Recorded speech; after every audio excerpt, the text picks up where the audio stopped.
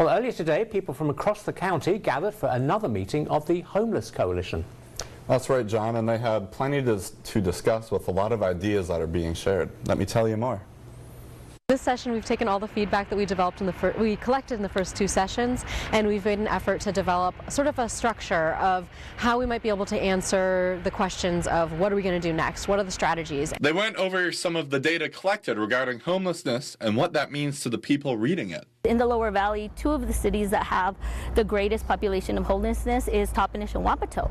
And so I felt like it was important for us to be able to have a seat at the table when it came to looking at the processes, looking how to improve them, increasing transparency and accountability. Over 100 people were sorted into groups for the meeting, but they were speaking to people with very different roles and areas to help. Well, you know, we have a big homeless population on the reservation, and you know, that's my main concern.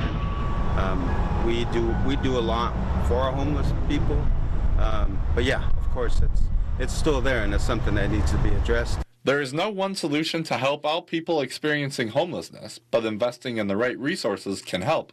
You know, we can set up all the resources we can for our people, you know, but if they're not ready to accept that, you know, we can't force that on them. You know, they got to, want to do their part as well. The meeting marked a crucial step in creating the next 5-year homelessness plan for the county. The goal for us is always that this is not a plan that sits on the shelf for the next 5 years. This is the roadmap for the next 5 years that we continue to reference back to. And so we want it to be a really functional roadmap for us that leads us to a successful outcome.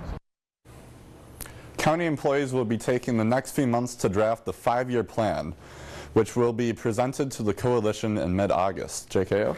Well, thanks very much, John. I'm sure you'll keep us up to date. Well, if you have a story you'd like us to look into, let us know on our tip line. You can send an email to tips@kimatv.com, and you can also call us at 575-KIMA. And make sure to follow us on Facebook, Instagram, X, and subscribe to our YouTube channel.